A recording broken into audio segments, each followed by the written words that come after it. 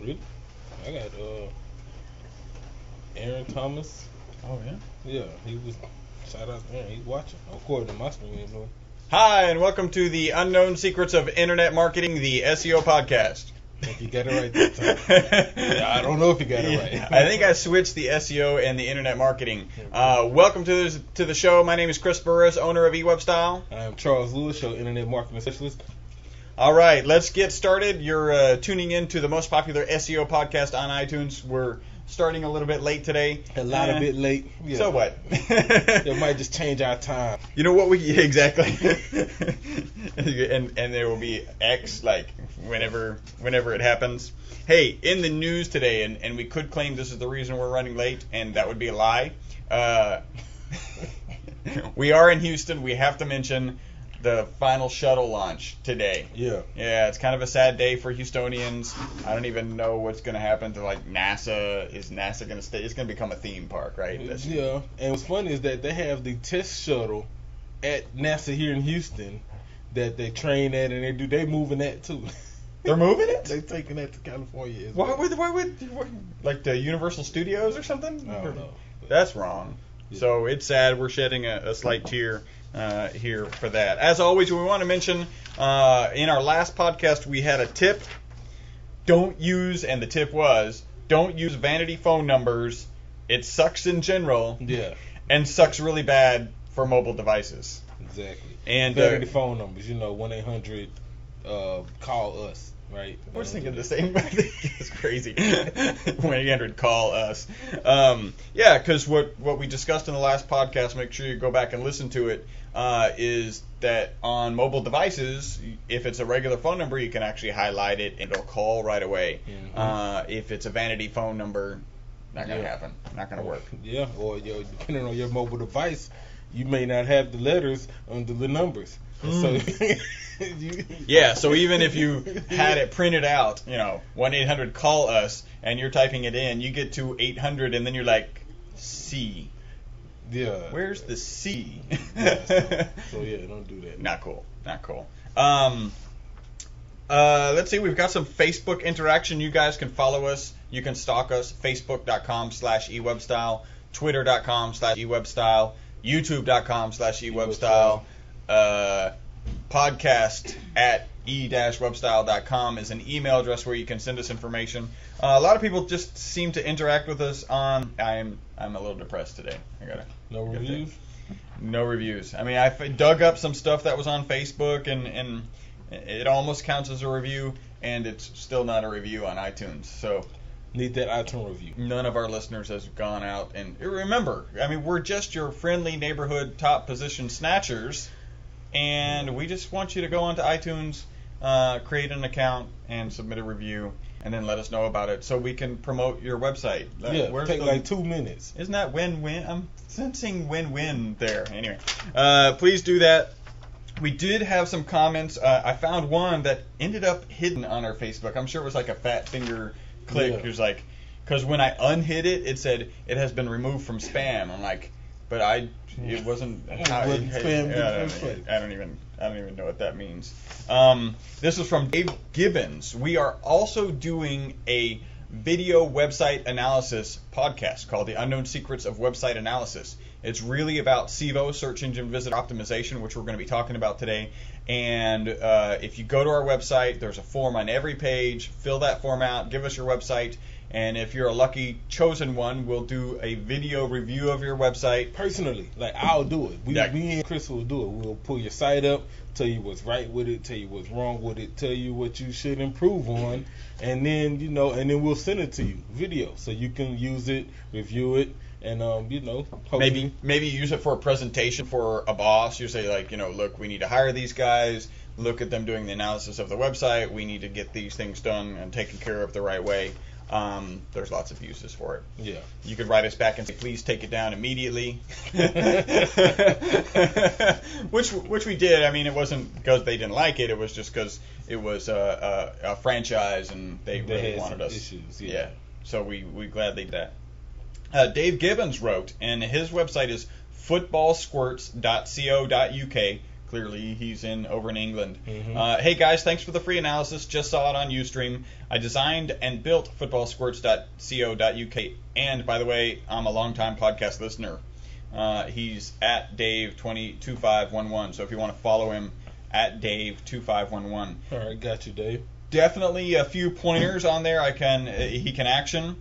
Plus, I noticed one of your toolbars on Firefox, SEO Quake, I think broke the design slightly, which I never knew happened. The gradient on the main logo was pushed down and stuck out like a sore thumb. Hopefully, we brilliantly noticed. Yeah, that as well. I don't recall noticing it. We'll just pretend we did. And so he's going to get that straightened out. And then he wanted to make an important point. He said, let's get this straight. Football is called football because you use your foot and control a ball. We are not just going to start calling it soccer because you want to steal the name for a sport where you pick the ball up with your hands and run around with it. I understand. Which by the way, is just rugby with safety equipment. No. That is not true. Rugby is much faster than football. Yeah, little personal side. My bad, Dave. We were just saying. In regards to your American clients, people who may be visiting your site over here, like we found it. It is we call it soccer.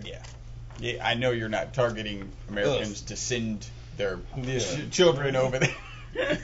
Maybe you do, because I think they could actually learn a lot about soccer. By the way, I played soccer for 25 years. It's a great sport, so and I know where you're coming from. And then we got this comment. This was from Michael DeLuzio. I think you actually put some responses out here.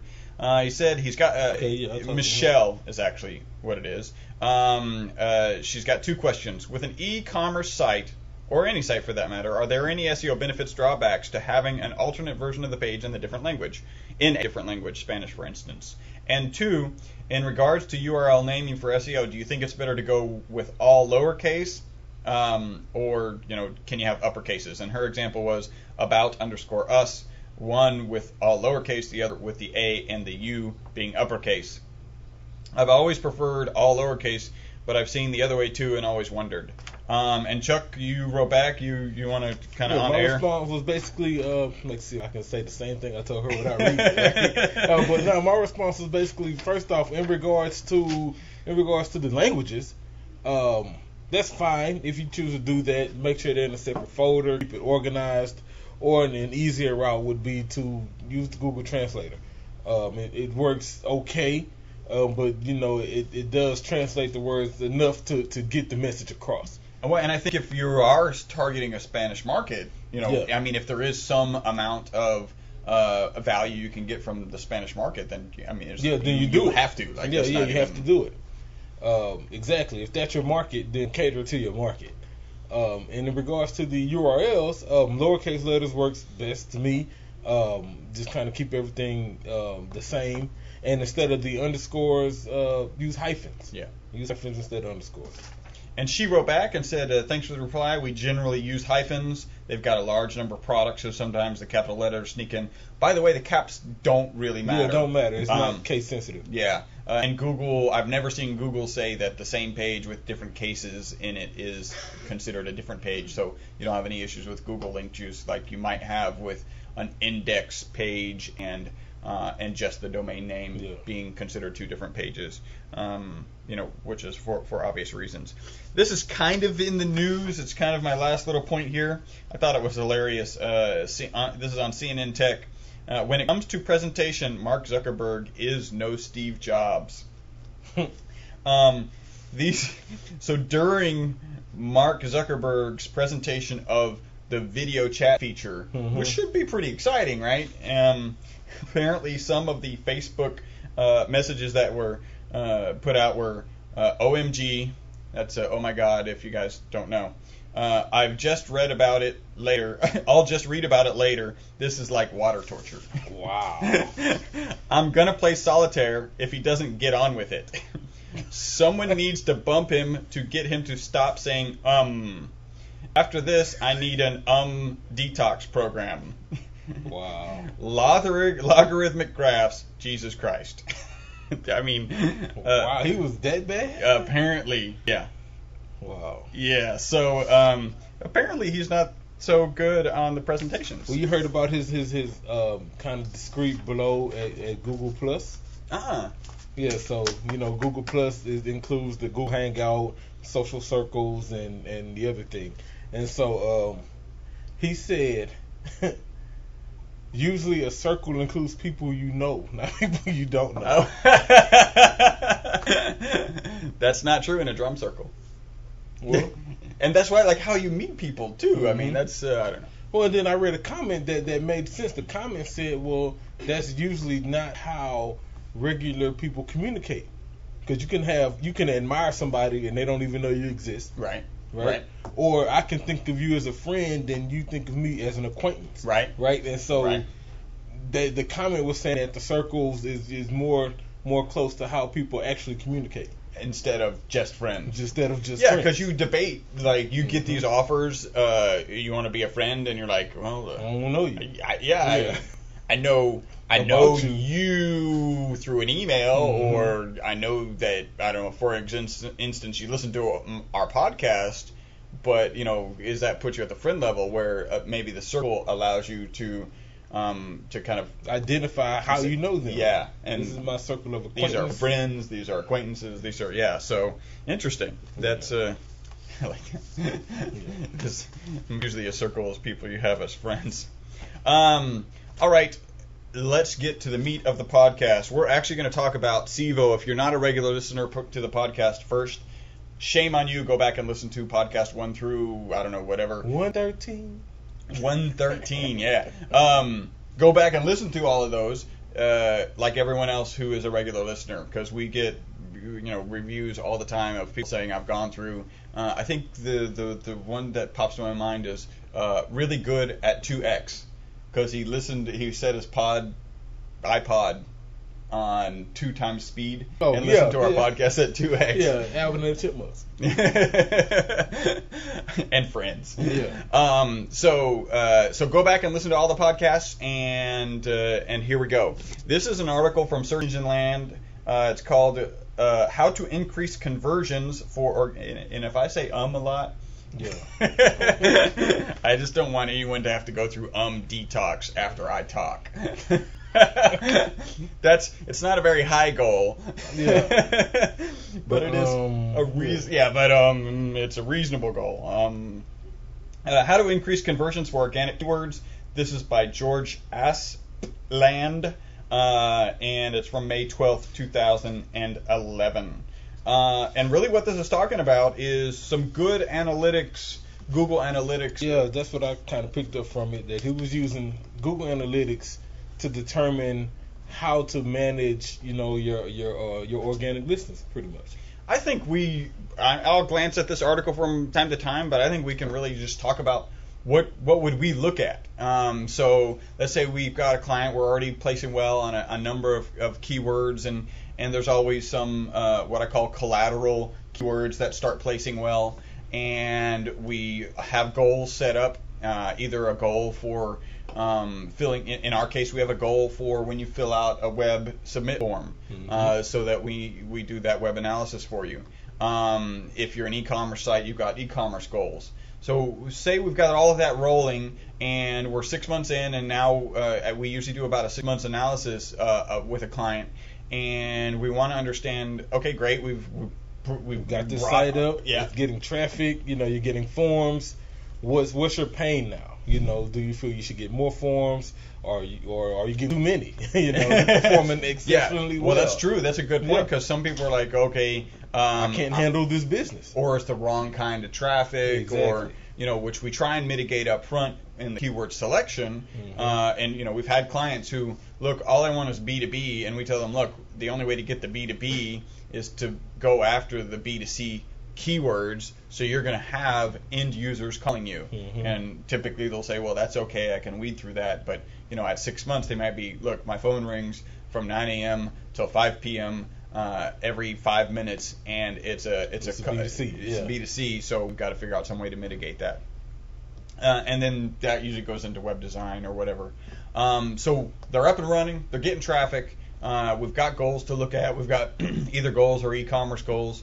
And so what would we look at? Like what's the next step? We've provided significant value. We always want to provide more. What are we going to do? I like to look at when I'm going through analytics, which is frequently, like daily. Every 5 minutes, kind of like the phone call. I'm looking at exit pages. Number one, I like to look at where people are leaving the site at. And then I go back and that's first off, exit pages is a good place to figure out, what's making people leave your site. If it's at a thank you page, if your thank you page is an exit page, then great. Right. That means that came from a conversion. But let's say one of your top exit pages is your home page, right? Then it's likely you have a high bounce rate, and that's not good. I had a meeting with a client yesterday that we're working on a landing page, and the landing page is not performing well. And so it really took a meeting with the owner and one of our partners, us sitting down and saying, okay, what is the target client? What is the target client actually looking for? Because a target client for an automobile is looking for something different than somebody who's looking for a landscaper. Yeah. Those sites need to be different. Those landing pages need to be different. So one needs to be more content heavy. The other one should probably be more image heavy. Yep. Right. And absolutely. So it really depends on the client and what exactly they're doing. And so exit pages help you figure that out. Yep. Second stat I usually look at is keywords. Which keywords brought them here? And if you're doing paid search and SEO, then kind of look at both. You can usually find similarities. Yep. Some of these keywords will be the same, and right. then some of them will be totally different. Right. With just great information to know what people are paying for versus what you should be optimizing for. Look at exit pages, look at keywords, and like I said, if you're running goals earlier, look at those. Figure out. So what do you look for in goals, right? So now we know we're looking at goals. What's something that you might look at? And I've got some ideas. I know some of the things that I've looked for. Well, what I do when I look at goals, I compare how many goals we have attained, and compared to how much traffic we got from each keyword. Yep. So if we had, easy number, 100 hits, right? 100 hits in this week, right? Okay, and we only had 10 goal submissions, then right. 10%, right? Which would be phenomenal, by the way. You said only. It's like we're not implying that we always hit 50%. Yeah. We're not implying. Yeah. But I kind of look at that, and then I try to figure out, dig down as deep as I can to figure out which keywords about which traffic, and if I can tie in that goal to a keyword, then that kind of goes back to which organic keywords I need to focus on. Right. For instance, if maybe if you've got one keyword that over a long period of time has consistently got 1 click per month, and each click has turned so 100% on a particular keyword, that's converted into a goal. That maybe the reason you're only getting 1 click per month on that keyword could be a number of reasons. One could be the keyword may be long tail, so not that you search for it, or maybe you're on page 2, or you're not high enough in the ranking. So, but when they actually get to your site with that keyword, they convert. That would be an indication that you need to focus on your organic search engine optimization for that keyword. Definitely. Because it's converting. Create a page for that keyword, a whole new set of content for that keyword, and then go through your standard, typical on-site stuff, titles, headers, any images associated with it. Start blogging about it. I would attack that keyword. Yeah, absolutely. Because the theory being, if I can get that 1 click per month up to 100, and even have a 25% drop, I'm still getting 75 events, goals accomplished per month, and so that's significant. Those are the kinds of things that you want to go after. And then a similar thing when you have an e-commerce site and you're actually dealing with dollar value of sales, it's one level of complexity and or simplicity depending on how you look at it, right? So you get a keyword, again, it only gets 1 click. Let's say that same example. So the goal was accomplished. In this case, it's e-commerce. Every single time somebody shows up there, it results in a sale, and the sale's worth 50 cents, right, to you as a company. And then you've got another keyword that's not doing so well. It's getting 50% conversion rate, but the value is $1,000. Yeah. You know, now you really know you need to focus on that keyword. Again, it depends on where they're showing up in the SERPs, but that e-commerce really gives you an idea of, you know, where, you know, the whole 80-20. If you spend 20% of your time on the right things, you're going to get 80% of your profit from that. Yeah. Well, not just that. With e-com, it's pretty good with Google Analytics, how you can tie in a keyword and goal to a specific dollar amount. You know, so that's a good way to track profit, loss, you know, or especially if you're doing pay-per-click, right? And this click is costing you $15 and it's bringing in, you know, a certain amount of traffic that's only yielding, you know, $18 worth of sales. Like, at this point, is it worth investing in that key phrase? And so, you know. And sometimes that question is the answer to the question isn't obvious, you know. Okay, so I'm only making $3 in that particular example, or did I get it reversed? Yeah, that's right. Yeah, so I'm only making $3, and you know, another product may be making more. Maybe there's more follow-up sales. So you really need to understand your business about somebody who comes in and buys a lug nut and turns around and then buys the lug nut tool, may have a lot more value than somebody who just gets a wrench or whatever it may be. So, you know, another thing to look at that is to make sure that your e-commerce website is sophisticated enough that when somebody buys something and they usually buy something else, you got to make that process as easy as possible for them. Well, yeah, make sure they log in. Good way to check that in analytics would be to look at your repeat visitors. You know, because it is tracking IP address. So if they came back to the site again, while it won't tell you who exactly it was, you can kind of gauge how many repeat visitors you had based on, well, in compared to how many repeat sales you had. You know, if you get your repeat visitors high and you get repeat sales from the same clients, then it's likely that that keyword is working. Yeah. One of the things that's in this article, check the entrance pages for issues. Now, what kind of issues might we have on an entrance four page? pages, or you know, it's an old I don't page. even call that an issue. That's just like that's a dramatic. Maybe an old page that you may redesign your site, right? And you put up a new site, and you got these old pages that you haven't deleted, Right. and they're indexed and they're in Google Cache, and so those sites may rank well, unfortunately. Yep. So, you know, So what do you do with those sites?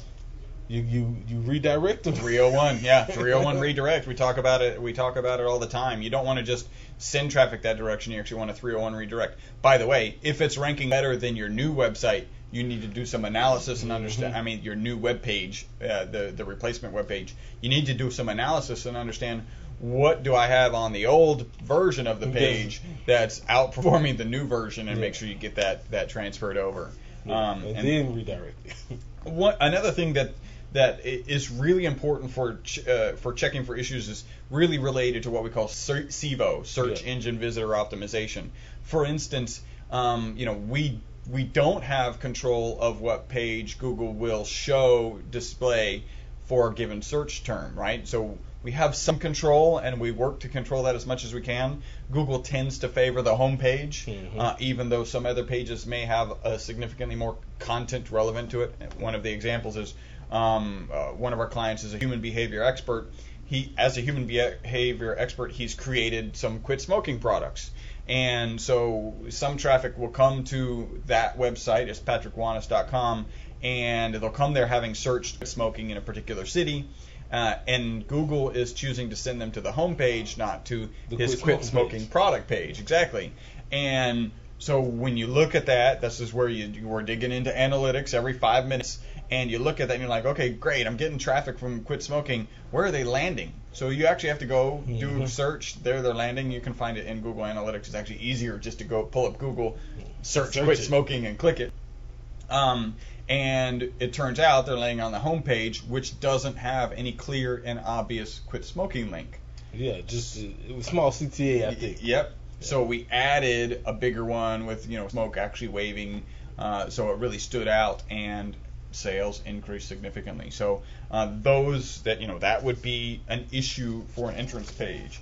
And that goes back to what we talk about regularly, which continuity. Yeah. If I search for quit smoking And when I land, first off, in the search engine results page, I want to see quit smoking in the ad in the or description. in the text. Yeah. Both PPC or the organic listing. And then when I click it, I need to see quit smoking pretty quickly, because otherwise I'm just going to bounce. There's, why search? Just go back and choose another one. I think that contact information.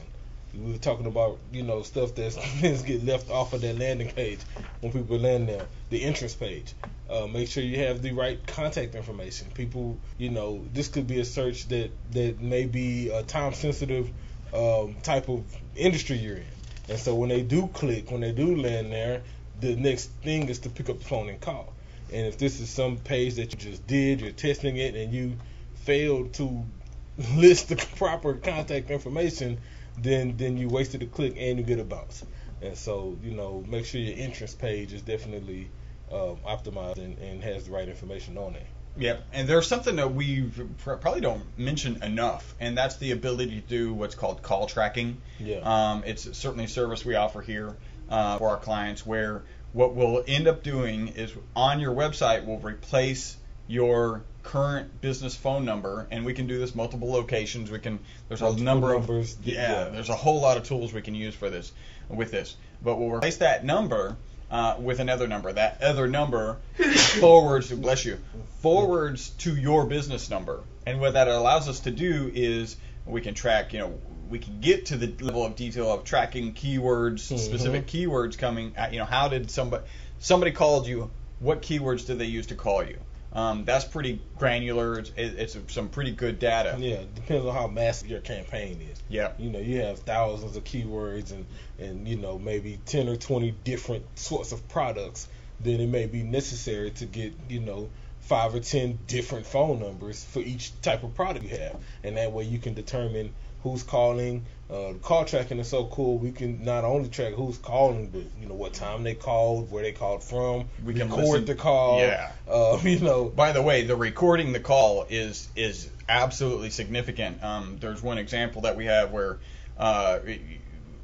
in salespeople. Yeah, in a program.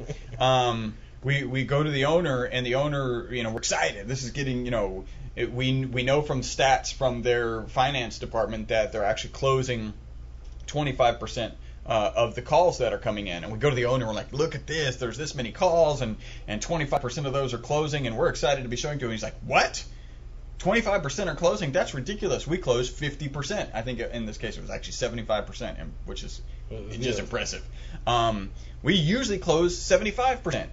And we're like, well, now we're like, we've pulled back. And we're like, well, let's listen to some of those calls. And as we listened to the calls with the owner, it turns out that the salespeople taking the calls were going off of script. So they have a meeting, look, salespeople stay on script.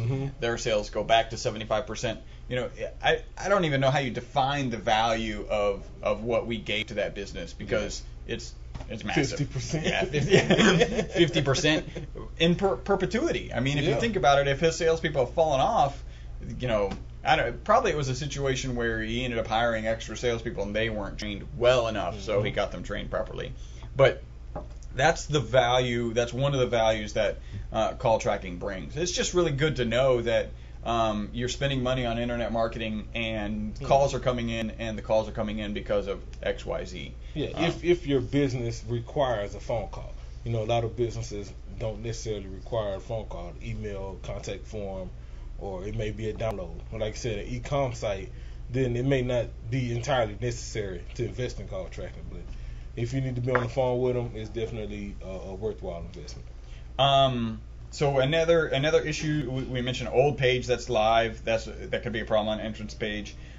Files with no navigation. Now this is a little weird, but it kind of goes back to the orphan page or the older page that maybe even the links on it aren't connected. Right. Yeah, they're broken. Most people redesign a site because they need to improve layout and improve navigation. They have new products, new features, and if that old page gets found with some old navigation on it, then the people get lost and they can't find what they're searching for.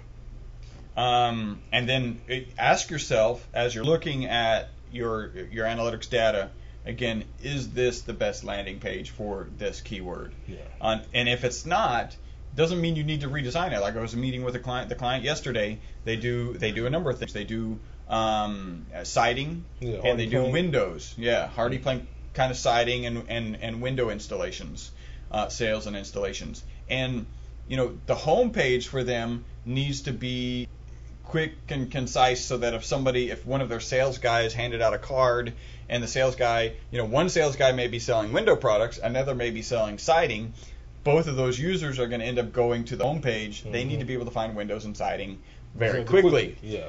But you don't want to send somebody who's searched for windows or siding to that page, because that gives them an extra click before they get to the target page. You actually want to send them directly to the right landing page, the Windows landing page or the siding landing page for that particular from that particular website. So I think that's all we got for. I think it was great information actually. Again, you are listening to the most popular SEO podcast on iTunes. That is because of you, because you listen to us a lot. We really appreciate that. You can find us at. Actually, you can listen to the podcast live on Friday mornings. e-webstyle.com. Friday afternoon. Or Friday afternoon or Friday evening. Eventually we'll be here. I won't have coffee, I'll have a beer. And we'll be doing our podcast. That might not be a bad idea. Yeah. Maybe we should just have the beer in the morning. It's afternoon somewhere in the world. And we're an international crowd. e-webstyle.com/SEO podcast is a good page where you can find information about our SEO podcast and actually see the video of our podcast on Friday mornings. We do tweet right before, so make sure you follow us on Twitter, and then you'll know when we're about to broadcast our podcast. That's at eWebstyle. Which, by the way, I typed out the tweet, but I did not send it. So normally we tweet. Well, I tweeted. Okay, so it got tweeted. You can also, of course, following us on Twitter is twitter.com/eWebstyle. Send us an email. We do websites. Our focus is entire internet marketing. Really making great websites, driving traffic to those websites, and then iterating back and forth with the traffic and the website to optimize the value that you can get from your website and that traffic. Sure they convert. No need in having a great website that doesn't generate leads. Like I said, I mentioned this in the meeting. I have never met an owner who said, "I don't care how few phone calls I get, I just want my website to look good." Yeah. Never met that owner. Usually it's, I don't care how ugly it is, as long as just make the phone ring. Exactly. So thank you guys for listening. Again, stay in contact with us, follow us. Until the next podcast, my name is Chris Burris. Charles Lewis. Bye-bye for now.